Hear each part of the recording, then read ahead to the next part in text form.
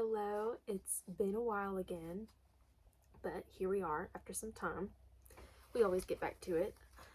Some mindsets that changed my life, and kind of what I mean by that is you learn it once and you hear it once, and it's just so good and it just strikes the heart and it sticks with you. And these are things that I haven't forgotten about, and my faith with them, my following of them hasn't changed for the better, and I'm completely different because of it. Number one, this really changed my relationship with men, which you need to have a good relationship with both women and men, but being like a soft female, or getting into and feeling comfortable with being a soft woman. And this could be for romance. It really is for romantic relationships, but it also can be friendships as well. But basically, how to act around men. Asking them for help, being submissive, being vulnerable. Ask for their help, ask for their advice, ask for their company. Make them feel needed in any way you can at all. You let them make the decisions, let them do the physically difficult things, ask them for permission for things. And the reason why this feels so comfortable, so say personally for me, is because I am completely aware of my capabilities as a woman. But when it comes, if there's a man in my life, or there's a man, especially a boyfriend, a romantic partner, it's really important for you to feel comfortable in letting go so he can take care of you. Because if he feels like you don't need him, or he can't take care of you, it's kind of in his subconscious that he is going to find another woman that he can take care of, because it's a really good ego boost for them. I think that the more, it's also too the more that you mark yourself off as different, or the more that you mark yourself off as, I am a woman, I'm different from you, and I have different responsibilities than you do. Not that, oh, we have the same responsibilities, we have the same capabilities. Sure, yes, we do, maybe literally speaking, but in terms of romance, no. I used to be the type of person, I used to be the type of woman that would shy away, or I would feel like I was a burden or something if I needed my boyfriend, and I didn't want to be vulnerable and that, and say that I needed him for anything, or that he was tougher than me. But you have to. And the way that my relationships have changed, even my friendships too, you just recognize their presence, and you recognize what they need to do, and what makes them feel important, what makes them feel their best. And why would you not want them to feel their best, be it your friend or your boyfriend? This has completely changed my life, and the more that you practice it, you foster a loving relationship with every male in your life, because they like to be around you, they feel comfortable with you, they feel their best around you, and so they stay in your life. And I've noticed that this has attracted so many helpers in my life. This has attracted so much support into my life, and I need that.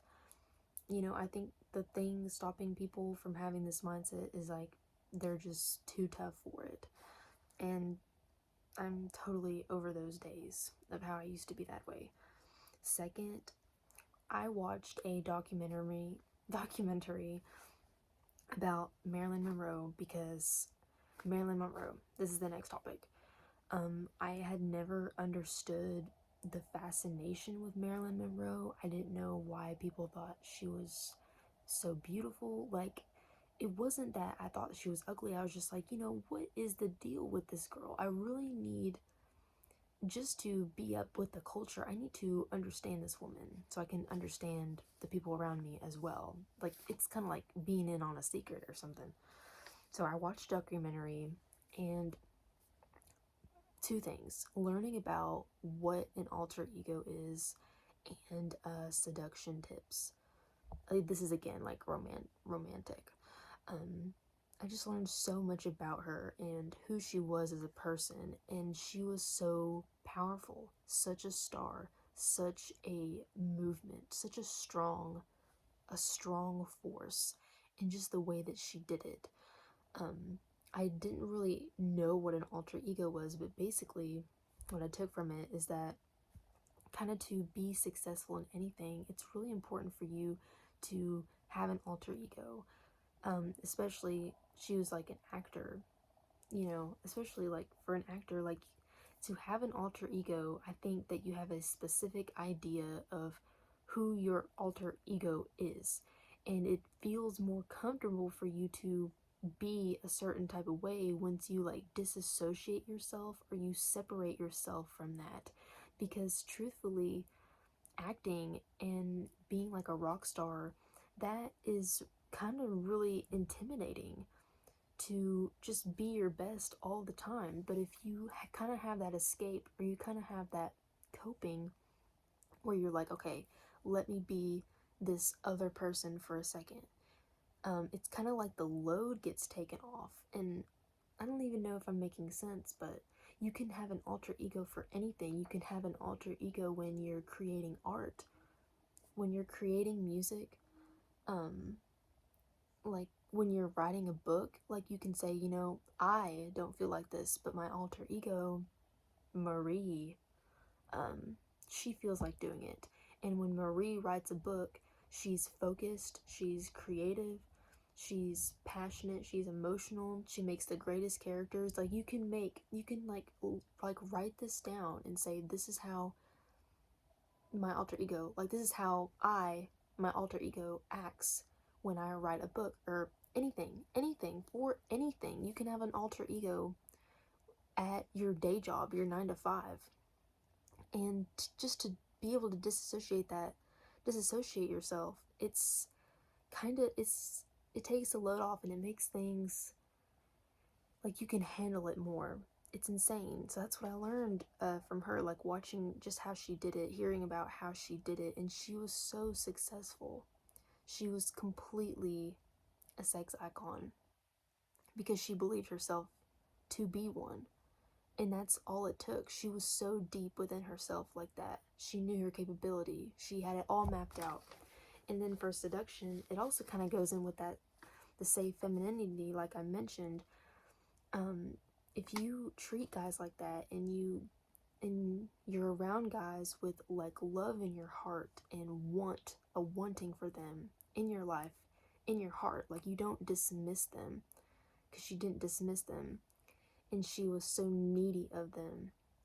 And the neediness and the femininity, that is seduction. Seduction doesn't have to be so explicit and vulgar like sexual seduction. Just her sweetness, just her being a woman, and that's all you have to do, and you'll have guys wanting to help you with everything. And it saddens me that just people are not comfortable with that. You need to be more comfortable. We need to have a good relationship with the other gender.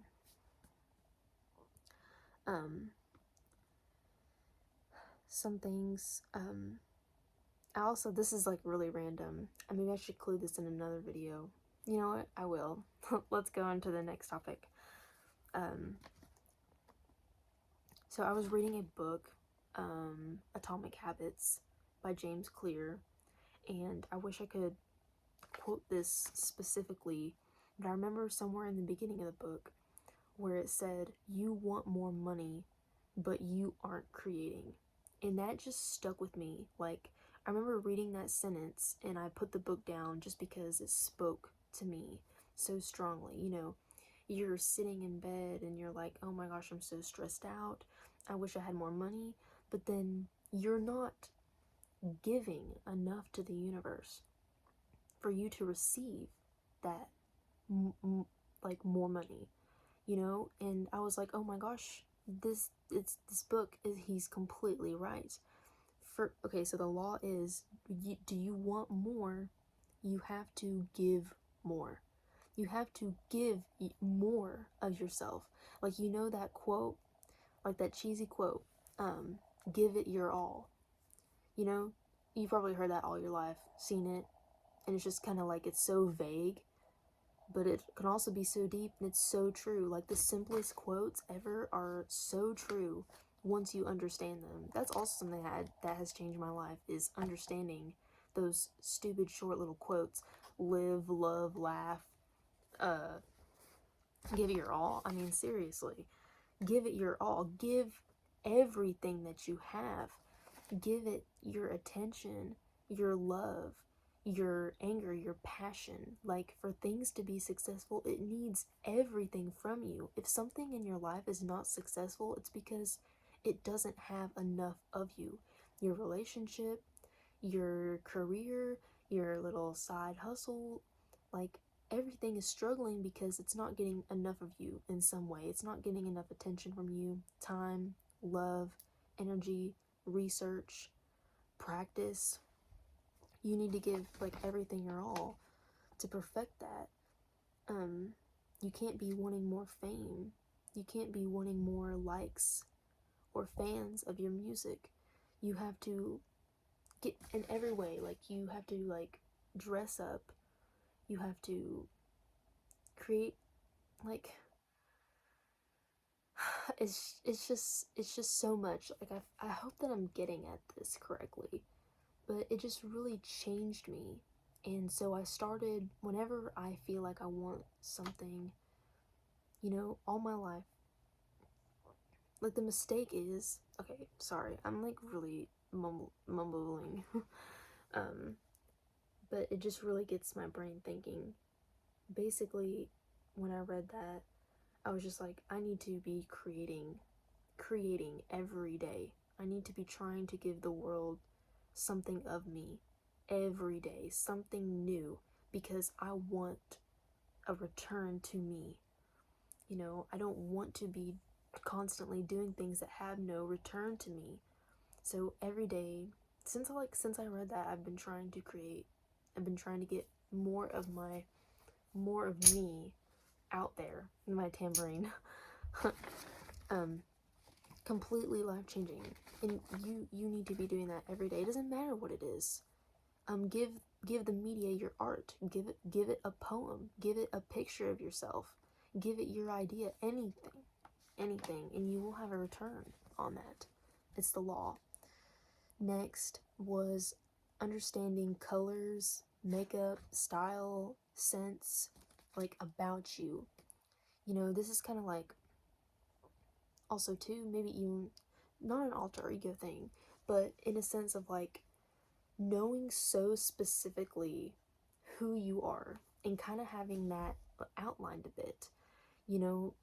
It's like you make better investments that way. Like, when I buy clothing or whatever, like, I have a goal in mind. So I decided what colors looked best on me, what styles, like, what cuts of shirts that I liked, what type of jeans looked best with my leg type. Like, I researched myself so much, so I knew how to, like, best invest in myself. And once you know that, and you kind of keep buying into that, like, what you've outlined, you perfect that. And also, what comes after that is, you are perfecting almost this personality. You're perfecting an expression of yourself that you give to the world, and the world constantly sees that, and they recognize you with that, rather than you kind of being non-specific and unrecognizable. Like, nobody can pinpoint you because you're all so random. You have to be specific, and you have to be consistent. This is just so completely true. Once you have, like, a color, like, that's your color that you wear, or like a certain makeup look that you wear, your presence is stronger. Your presence is going in one area. It's not going in multiple directions. If it goes in multiple directions, again, you have no return to you. The last and most important is, and it is God, religion, and everybody has their own journey with this. I would say that I am not Christian or anything. I would say that I'm Baptist. Baptist is the, like, you acknowledge that when you were born here, that you were born a sinner. But Baptist is saying that you were born a sinner, but at some point in your life, you do find God again. You are reunited with Him. And I love that so much more than thinking that I was born perfect. You know, I was baptized and then I had a loving relationship with God. But God is, like, believing in God, like the belief, it's not mental, it's all in your heart. And once you feel it, it doesn't go away. It's a constant relationship. It's constantly like a person. Like, you pray all the time, every day. Like, you talk to God. Like, I talk to God multiple times throughout the day, every day, since I started feeling Him in my heart. And you feel less lonely, you feel less worried, you feel less controlling, and you feel more vulnerable. Vulnerability, oh my gosh, life-changing. You feel more guided with the decisions that you make because you feel less alone in them. Or you say, this was never my decision to make. You know, this is all God's doing, and I trust God and I love God. I love what He's doing for me.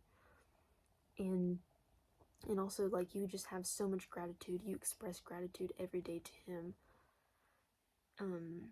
It's just like your heart is free of so much negativity because you recognize that nothing's in your control, but you like it that way, you know, and everything is a gift. Gratitude. Even your problems are a gift because you're like, God, you're giving me the opportunity to be stronger than I once was. It's a feeling. It's not mental, and I think that if you're trying to find God or you're trying to believe so mentally, that is not correct. You need to open your heart and you need to feel it emotionally. Thank you guys so much for watching, as always. Again, always, like, I love talking about this stuff. Feel free to share anything that has significantly changed your life once you learned it. I feel like these are maybe like some recent things within like the past year or so. There's many more kind of like now that I'm talking about it and thinking about it. Learning is just so amazing. There should not be a day that you don't learn. Thank you. Bye.